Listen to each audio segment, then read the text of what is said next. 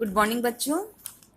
आज आपका जो पेपर है पाश्चात्य राजनीतिक विचारों का इतिहास, वेस्टर्न पॉलिटिकल थॉट, उसका जो फर्स्ट टॉपिक है प्लेटो,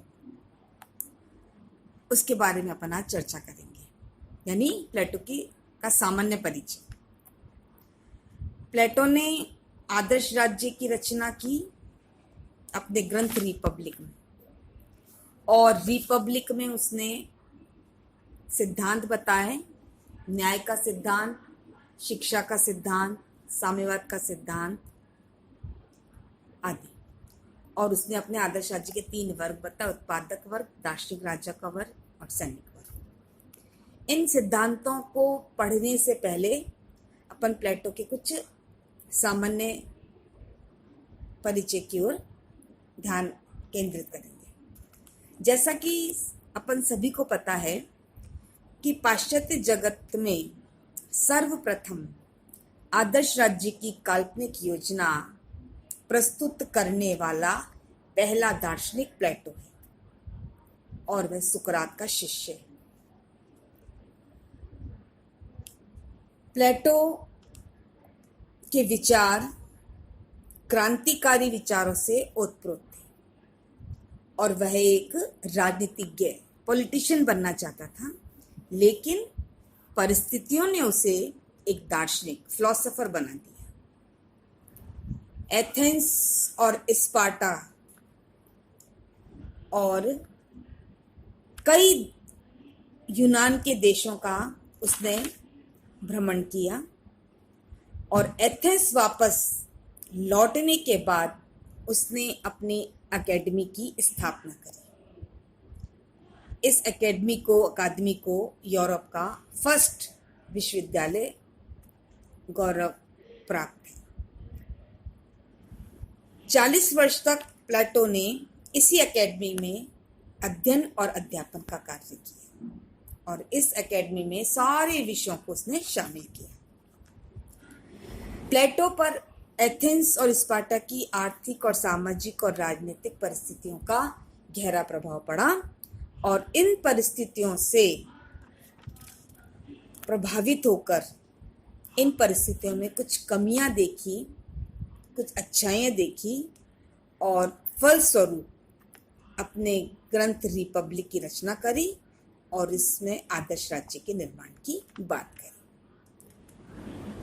प्लेटो की संपूर्ण आदर्शवादी विचार श्रृंखला को जिसने झंझोर दिया, और अंत में वह व्यवहारिकता की ओर मुड़ा, और अपने अंतिम ग्रंथ द लॉज में उसने अपने विचार लिखे और कहा, वह दार्शनिकों का शासन और राजाओं को दार्शनिक बनाने की बात करता है। प्लेटो के जो प्रमुख ग्रंथ हैं उसमें रिपब्लिक, द स्टेटमेंट और द लॉज।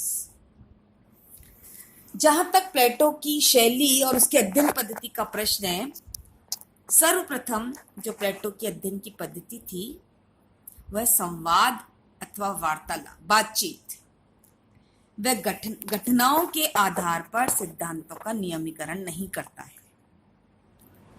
बल्कि किसी विचार विशेष को लेकर उसका विश्लेषण करता है, उसका परीक्षण करता है, उसकी जांच करता है, और फिर परीक्षण से प्राप्त विभिन्न विचारों की बार बार परीक्षा करके अंत में, एंड में सत्य का प्रतिस्थापन करता है। इस अध्ययन विधि को रचनात्मक पद्धति भी कहते हैं। प्रारंभ से लेकर अंत तक वह संवाद पर आधारित है। उसके प्रत्येक विचार पर सुकरात के विचारों का प्रभाव दिखाई देता है। प्लेटो ने राजनीति को एक कला माना, आर्ट है। अन्य कलाओं की भांति इससे भी ज्ञान की आवश्यकता है। जिस प्रकार एक व्यक्ति अपने कला को उभारता है, उसे नॉलेज की आवश्यकता पड़ती, उसी प्रकार राजनीति भी कला है जिसमें ज्ञान प्राप्त करना आवश्यक है। प्लेटो के संपूर्ण चिंतन की यह संभवतः सबसे बड़ी विशेषता है। कौन सी सबसे बड़ी विशेषता है? राजनीति एक कला है। वह कल्पनावादी और दार्शनिक विचारक है और उसका उद्देश्य आदर्श राज्य की खोज करना है, आइडियल स्टेट की खोज करना है। अब प्रश्न उठता है कि प्लेटो पर सुकरात का क्या प्रभाव पड़ा, क्योंकि उसका गुरु है वो। सुकरात सद्गुण एवं ज्ञान के विचार को स्वीकार करता है और प्लेटो के रिपब्लिक का केंद्रीय विचार भी यही है, क्या? सद्गुण ही ज्ञान है। अर्थात इसका क्या अर्थ हुआ? संसार में कुछ सत्य वस्तु परक है और उनका ज्ञान प्राप्त हो सकता है और ये ज्ञान किसी आंतरिक अनुभूति अथवा कल्पना मात्र से प्राप्त नहीं होता, प्रत्युत बुद्धि संगत एवं तर्क संगत अनुसंधान से ही मिल सकता है। इससे यह निष्कर्ष निकलता है कि वह आदमी जो ज्ञानी है, जिसका नाम दार्शनिक विद्वान या वैज्ञानिक भी हो सकता है, उसे शासन में निर्णायक शक्ति प्राप्त होनी चाहिए। यदि शासक कौन बनेगा? जिसको ज्ञान है, उसका ज्ञान ही उसे इस शक्ति का अधिकारी बनाता है। जहां तक सद्गुण के स्वरूप का प्रश्न है, प्लेटो सुकरात का ऋणी है। सद्गुण के लिए यूनानी शब्द अरति, जिसका हिंदी शब्दार्थ है उत्कृष्टता। सुकरात की भांति प्लेटो की भी यही मान्यता थी कि प्रत्येक वस्तु की भलाई या गुण इस बात में है कि उसमें यह गुण हो जिसकी संपूर्ति के लिए उसका जन्म हुआ है। जैसे उस उदाहरण दिया, चाकू का गुण है काटना, उसी प्रकार मनुष्य भी केवल अन्य मनुष्यों की तुलना में ही अच्छा या बुरा हो सकता है। सुकरात की भांति प्लेटो के मत में भी अच्छे व्यक्ति में निम्न 4 गुणों का होना आवश्यक है, कि हर व्यक्ति में 4 गुण होने जरूरी। कौन से? विवेक, साहस, संयम और न्याय। ये 4 गुण ही संयुक्त रूप से मानवीय गुण का निर्माण करते हैं। इसी क्रम में प्लेटो ने शासन संचालन को एक कला माना। कैसी कला? जैसे डॉक्टरी एक कला है, नौका संचालन एक कला है, उसी प्रकार शासन संचालन भी एक कला है। शासक की उपमा प्लेटो ने डॉक्टर से देते हुए सुकरात ने कहा था कि जनता बीमार है, इसलिए हमें अपने स्वामियों का इलाज कराना चाहिए। प्लेटो ने स्वीकार किया कि जनता बीमार रोगी के समान होती है और शासक जो है वो एक सामाजिक डॉक्टर की तरह है।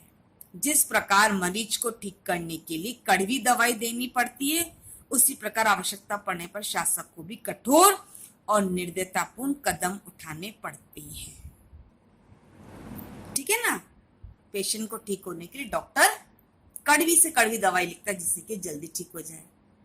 उसी प्रकार शासन एक कला है, तो जनता को कठोर और निर्दयतापूर्ण आदेश भी शासक को देने पड़ सकते हैं। प्लेटो की दार्शनिक पद्धति का आधार सुकरात का सत्ता सिद्धांत है।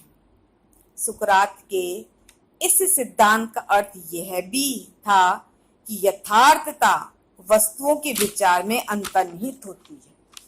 जो यथार्थता है, जो रियलिटी है, वो वस्तुओं के विचार में अंतर्निहित होती है। वह पूर्ण, स्थायी एवं अपरिवर्तनशील सत्ता है जो इंद्रियों से अनुभव होने वाले पदार्थों के मूल में निवास करती है। प्लेटो ने इस विचार को अपने राजनीतिक चिंतन का केंद्र भी बनाया। तो निष्कर्ष क्या हुआ कि प्लेटो के विचारों पर, उसके सिद्धांतों पर, उसके अध्ययन की पद्धति पर उसकी कार्य करने की शैली पर सुकरात का प्रत्यक्ष रूप से प्रभाव देखने को मिलता है। और प्लेटो ने अपने जिन सिद्धांतों का निर्माण किया, जिन वर्गों को बनाया, उन सिद्धांतों पर, उन वर्गों पर यूनानी जगत के जितने भी राज्य थे, उन राज्यों की सकारात्मक और नकारात्मक प्रभाव प्लेटो के विचारों में देखने को मिलता है।